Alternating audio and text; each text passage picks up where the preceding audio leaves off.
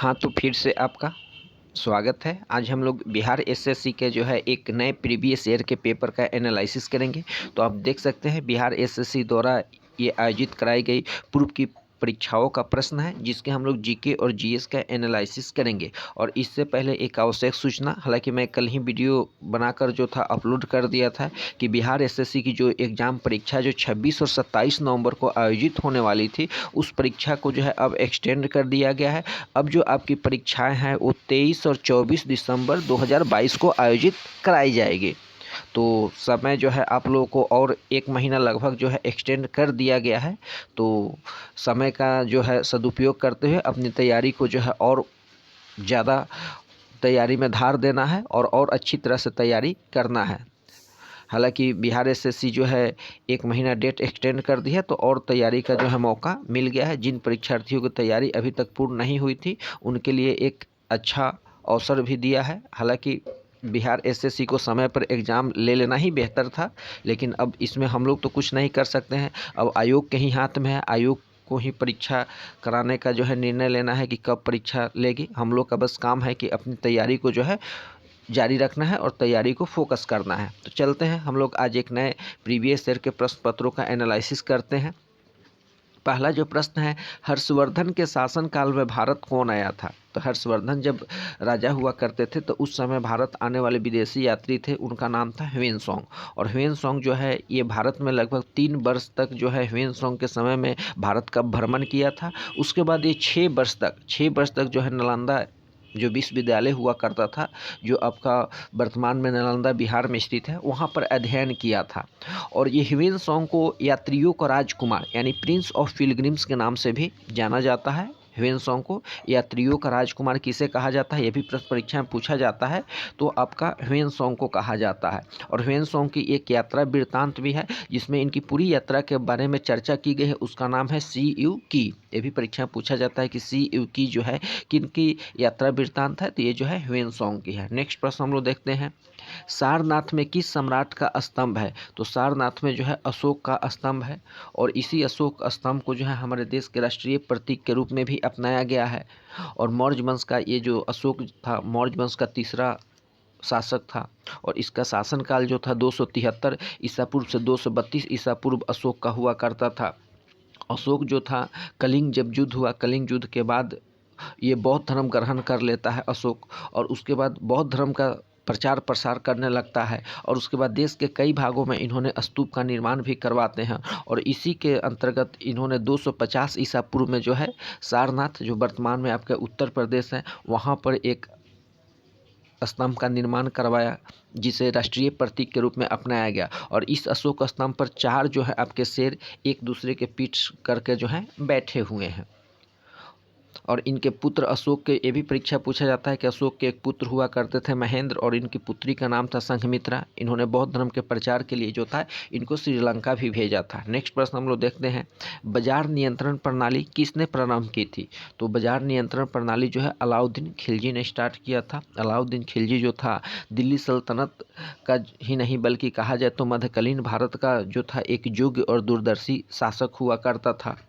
और इन्होंने आर्थिक सुधारों में बहुत सारे काम किए, और इसी के अंतर्गत इन्होंने बाजार नियंत्रण प्रणाली भी अपनाया था। और इसका जो वर्णन है, बर्नी की एक पुस्तक है, जिस पुस्तक का नाम है फिरोजाशाही, उसमें मिलता है। नेक्स्ट प्रश्न हम लोग देखते हैं, दक्षिण भारत से उत्तर भारत में भक्ति आंदोलन किसने चलाया था? तो दक्षिण भारत से उत्तर भारत में भक्ति आंदोलन चलाने का जो श्रेय है ये रामानंद को जाता है। और रामानंद जो थे ये मध्यकालीन भक्ति आंदोलन के महान संत हुआ करते थे।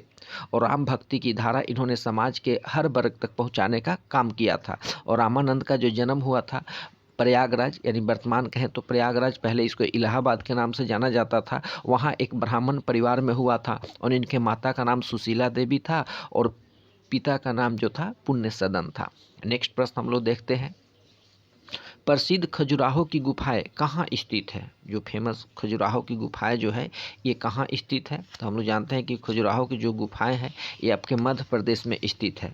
तो खजुराहो इंडिया में मध्य प्रदेश का एक कहा जाए तो मुख्य शहर भी है खजुराहो। और यह जो है आपका जिला है, जिस जिले का नाम है छतरपुर, और यह प्राचीन और मध्यकालीन मंदिर के लिए जो है काफ़ी फेमस है। नेक्स्ट प्रश्न है कि ब्रिटिश सरकार की सरकारी रिपोर्ट को क्या कहते हैं? तो ब्रिटिश सरकार की जो सरकारी रिपोर्ट है उसको ब्लू बुक के नाम से जानते हैं।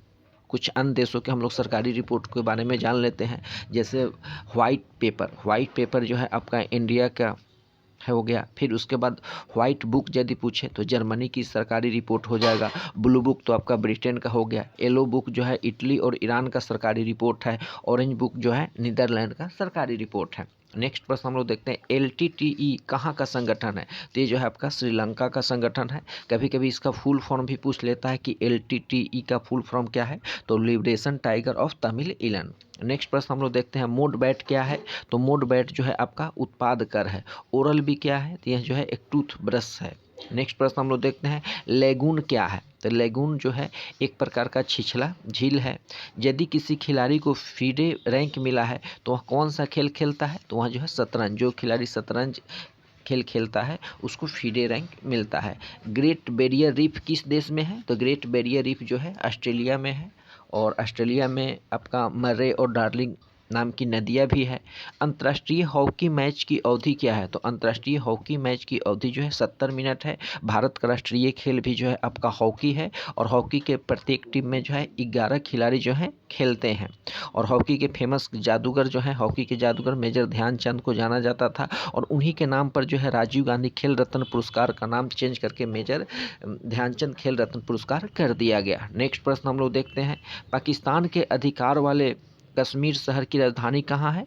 तो मुजफ्फराबाद। पाकिस्तान के यदि कुछ कश्मीर का जो भाग है आपका इंडिया में है, और कुछ कश्मीर का भाग जिसे हम लोग POK कहते हैं, पाक अधिकृत कश्मीर कहते हैं, तो उसकी जो राजधानी है मुजफ्फराबाद है। पेनिसिलिन की खोज किसने की थी? तो अलेक्जेंडर फ्लेमिंग ने। पेनिसिलिन एंटीबायोटिक है, इसकी खोज जो है अलेक्जेंडर फ्लेमिंग के द्वारा किया गया था। मुस्लिम लीग ने भारत विभाजन की मांग सबसे पहले कब की थी? तो मुस्लिम लीग जो है भारत का विभाजन का जो मांग है सबसे पहले 1940 में किया था। हालांकि मुस्लिम लीग की जो स्थापना है ये 30 दिसंबर 1906 को आगा खां और सलीमुल्लाह के द्वारा किया गया था। ये भी प्रश्न बार बार पूछता है कि मुस्लिम लीग की स्थापना कब हुई थी?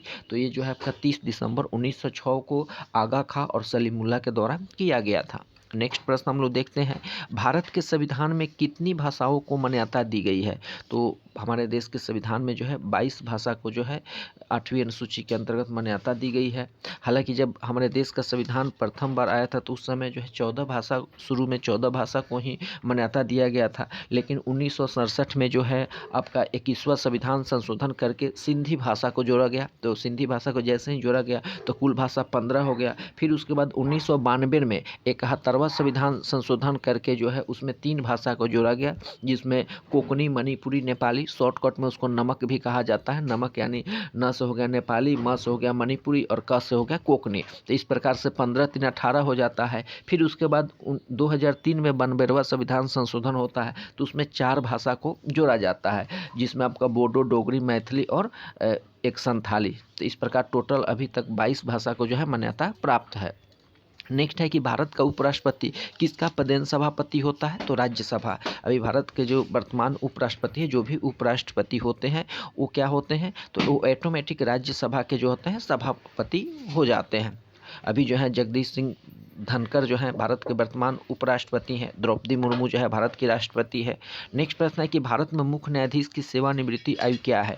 तो भारत में जो चीफ जस्टिस होते हैं सुप्रीम कोर्ट के, उनकी जो मुख्य सेवानिवृत्ति रिटायरमेंट की जो आयु है ये 65 ईयर होती है। और अभी भारत में वर्तमान में सुप्रीम कोर्ट के जो न्यू चीफ जस्टिस हैं, अभी वर्तमान में ही 50वें नंबर के वो चीफ जस्टिस बने हैं। उनका नाम धनंजय जसवंत चंद्रचूड़ है।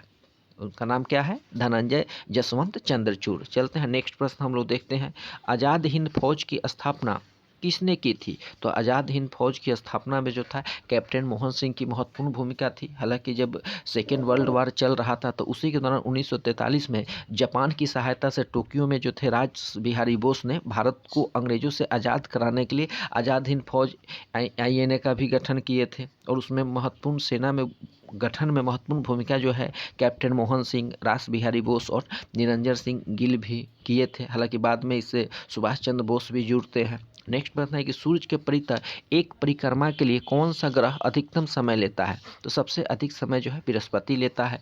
किसने सबसे पहले यह बताया था कि पृथ्वी गोल है? तो अरस्तु ने बताया था। ज्वालामुखी पर्वत माउंट सेंट्रल हिल्स कहाँ स्थित है? तो ये भूमध्य सागर में स्थित है। गांधी सागर बांध जो है किसका भाग है? तो चंबल परियोजना का भाग है। सांभर झील राजस्थान के किस नगर के नज़दीक है? तो जयपुर। जयपुर जो है आपकी राजस्थान की राजधानी है। जयपुर को जो है पिंक सिटी के नाम से जाना जाता है। कुंवर सिंह 1857 के विद्रोह के एक प्रमुख नायक थे, वह किस जगह से संबंधित है? ये बिहार के जो थे, आरा से इनका संबंध था और इन्होंने 80 वर्ष की उम्र में जो है अंग्रेजों के दांत खट्टे कर दिए थे। कौन फेबियन आंदोलन के प्रस्तावक थे? तो एनी बेसेंट। एनी बेसेंट जो भारतीय राष्ट्रीय कांग्रेस की प्रथम महिला चेयरमैन भी हुआ करती थी। नेक्स्ट प्रश्न है कि कामागाटा मारू क्या था? तो कनाडा की यात्रा पर निकलना एक जलपोत था। कामागाटा मारू जो था कनाडा की यात्रा पर निकला एक जलपोत था। प्रथम विश्व युद्ध के दौरान सक्रिय होने वाले गदर क्रांतिकारियों का आधार स्थल क्या था? तो उत्तरी अमेरिका। और प्रथम वर्ल्ड वार जो है अब जानती हैं 1914 में स्टार्ट हुआ था। किसने वर्नाक्यूलर प्रेस एक्ट को निरस्त किया था? तो लॉर्ड रिपन। लॉर्ड रिपन जो है इसको प्रेस का मुक्तिदाता के नाम से जाना जाता है। इन्होंने वर्नाक्यूलर प्रेस एक्ट को निरस्त किया था। 1931 ईस्वी में कांग्रेस के कराची अधिवेशन में मूल अधिकारों पर प्रस्ताव का प्रारूप किसने बनाया था? तो डॉक्टर राजेंद्र प्रसाद। और डॉक्टर राजेंद्र प्रसाद का जो संबंध है बिहार से है और भारत के प्रथम राष्ट्रपति भी रहे थे और लगातार इन्होंने 10 वर्ष तक भारत का राष्ट्रपति रहे थे। नेक्स्ट प्रश्न हम लोग देखते हैं, किस कांग्रेस सत्र में कार्यकारी कमेटी को सविनय अवज्ञा आंदोलन प्रारंभ करने का अधिकार दिया गया? तो लखनऊ सत्र में। वर्ष 1939 में कांग्रेस को छोड़ने के बाद सुभाष चंद्र बोस ने किस दल की स्थापना की? तो इन्होंने 1939 में जो है कांग्रेस को छोड़ दिए। उसके बाद फॉरवर्ड ब्लॉक के इन्होंने स्थापना किए थे। किस एक प्रदेश में 1935 के अधिनियम के अंतर्गत कांग्रेस का मंत्रिपरिषद का गठन नहीं हुआ था? तो पंजाब में जो था नहीं हुआ था। हालांकि ऑप्शन बेस एक प्रश्न है। नेक्स्ट प्रश्न हम लोग देखते हैं कि 4 वेदों में से किस एक में जादुई माया और वशीकरण का वर्णन है? तो अथर्ववेद। और वेदों की संख्या 4 है, जिसमें ऋग्वेद जो है सबसे पुराना वेद है। भारत के राष्ट्रपति द्वारा 2 व्यक्तियों को किसका प्रतिनिधित्व करने हेतु लोकसभा के सदस्य बनने हेतु मनोनीत किया जाता है? तो एंग्लो इंडियन। हालांकि अब एंग्लो इंडियन को जो है ये संविधान संशोधन करके इसको क्लॉज कर दिया गया, अब मनोनीत नहीं किया जाता है। चलते हैं हम लोग नेक्स्ट प्रश्न को देखते हैं। राज्यों के गवर्नर संविधान के अंतर्गत किसके प्रति अपने आचरण के लिए उत्तरदायी होते हैं? तो राष्ट्रपति के। भारत के राष्ट्रीय आय का मुख्य स्रोत क्या है? तो कृषि है। भारत में पंचवर्षीय योजना की रूपरेखा तैयार करने के लिए कौन उत्तरदायी है? तो योजना आयोग। योजना आयोग का गठन आप लोग जो है किया गया था, लेकिन हालांकि अभी योजना आयोग को समाप्त कर दिया गया है और उसके स्थान पर जो है नीति आयोग का गठन 2015 में कर दिया गया है। योजना आयोग और नीति आयोग का जो चेयरमैन हुआ करता है वो भारत के प्रधानमंत्री ही होते हैं। नेक्स्ट प्रश्न है कि ईरान की मुद्रा क्या है? तो ईरान की जो मुद्रा है रियाल है। भारत में नई उदार औद्योगिक नीति की घोषणा कब की गई? तो 1991 में किया गया। देश में सबसे बड़ा सार्वजनिक क्षेत्र का उपकरण कौन है? तो रेल परिवहन। राष्ट्रीय रक्षा अकादमी कहाँ है? तो ये पुणे में है। नेक्स्ट प्रश्न हम लोग देख सकते हैं जीएस से जुड़ा हुआ है। विद्युत सेल में किस तरह की ऊर्जा निहित होती है? तो रासायनिक ऊर्जा। विद्युत सेल में जो है रासायनिक ऊर्जा निहित होती है। डेसिबल किसकी इकाई है? तो ये ध्वनि की तीव्रता की इकाई जो है डेसिबल है। एंगस्ट्रम क्या मापता है? तो तरंग दैर्ध्य को जो है एंगस्ट्रम मापता है। गुरुत्वाकर्षण का नियम किसके द्वारा दिया गया? तो गुरुत्वाकर्षण का नियम जो है न्यूटन के द्वारा दिया गया था।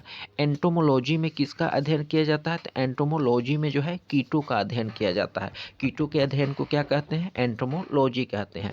डॉक्टरों के थर्मामीटर का किसने आविष्कार किया था? तो फॉरेनहाइट। फॉरेनहाइट ने डॉक्टर के थर्मामीटर का आविष्कार किया था। साधारण नमक का रासायनिक नाम क्या है? तो सोडियम क्लोराइड। जो नॉर्मल जो नमक हम लोग यूज करते हैं उसका रासायनिक नाम क्या है? Sodium chloride. स्टोरेज बैटरी में कौन से पदार्थ का उपयोग किया जाता है? तो सीसा यानी लेड का प्रयोग किया जाता है। खारे पानी में क्या उपस्थित होता है? तो खारे पानी में जो है कैल्शियम उपस्थित रहता है। धातुओं के सल्फेट के कारण पानी के अस्थायी खारापन को दूर किस प्रकार किया जा सकता है? तो ये जो है जियोलाइट्स के द्वारा दूर किया जा सकता है। किसका विस्तृत रूप से बेहोश करने में प्रयोग किया जाता है? तो क्लोरोफॉर्म का जो उपयोग है बेहोश करने में किया जाता है। ब्राउन रिंग परीक्षण का प्रयोग किसके लिए होता है? तो नाइट्रेट्स के विश्लेषण के लिए होता है। पाचन के रसों में कौन सा अम्ल पाया जाता है? तो पाचन के रसों में जो हाइड्रोक्लोरिक अम्ल पाया जाता है, हाइड्रोक्लोरिक अम्ल। कौन सा नियम गैसों से संबंधित नहीं है? तो फैराडे का नियम। आग बुझाने वाली कौन सी गैस है? तो CO2, कार्बन डाइऑक्साइड जो है आग बुझाने में काम करती है। कौन सा पदार्थ प्राकृतिक रूप से खट्टा है? तो सिरका जो है प्राकृतिक रूप से खट्टा है। कौन सी धातु प्रकृति में मुक्त अवस्था में पाई जाती है? सोना, गोल्ड जो है प्रकृति में मुक्त अवस्था में पाई जाती है। बॉक्साइट किसका अयस्क है? तो बॉक्साइट जो है आपका एल्युमिनियम का है। और कहीं कि हेमेटाइट पूछ देता है तो हेमेटाइट जो है लोहा का अयस्क होता है। भोपाल गैस त्रासदी में कौन सी गैस लीक हुई थी? तो मिथाइल आइसोसाइनेट जो है लीक हुई थी। पारिस्थितिक विज्ञान इकोलॉजी का संबंध किससे है? तो शरीर की संरचना और वातावरण से है। नेक्स्ट प्रश्न है कि ऑन्कोलॉजी किनका अध्ययन है? तो ऑन्कोलॉजी जो है एक कैंसर का अध्ययन है। फ्यूज का तार किसका बना होता है? तो शीशा और टीन का। फ्यूज का जो तार है शीशा और टीन का बना होता है।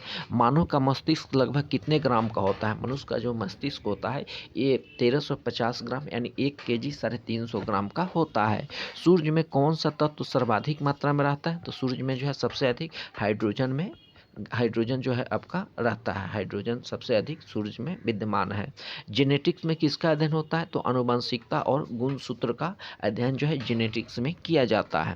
कांच पर लिखने के लिए किस अम्ल का प्रयोग किया जाता है? तो कांच पर लिखने के लिए जो है नाइट्रिक अम्ल का प्रयोग किया जाता है। कांच पर लिखने के लिए नाइट्रिक अम्ल का प्रयोग किया जाता है। अगले प्रश्न को हम लोग देखते हैं। फैराडे का नियम किस प्रक्रिया से संबंधित है? तो इलेक्ट्रोलाइसिस से। किस पेड़ से हमें कुनैन प्राप्त करते हैं? तो सिनकोना वृक्ष से जो है कुनैन को प्राप्त किया जाता है।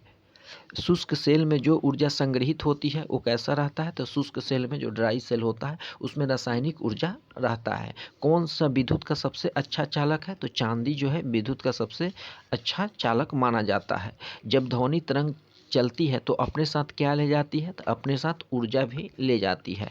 हैजा जो है किसके कारण होता है? तो हैजा जो है बैक्टीरिया के कारण होता है। तत्वों में किसका लवण पटाखे में रंग उत्पन्न करता है? तो एस्ट्रेशियम और बेरियम ये जो है रंग उत्पन्न करता है। मानव शरीर के किस अंग में यूरिया का निर्माण होता है? तो यकृत में जो है यानी लीवर में यूरिया का निर्माण होता है। तो ये आपका बिहार एसएससी के प्रीवियस ईयर के प्रश्न पत्र के जितने भी जीके और जीएस के प्रश्न थे उसका हम लोग एनालिसिस किए और परीक्षा की डेट जो है एक्सटेंड हो गई है।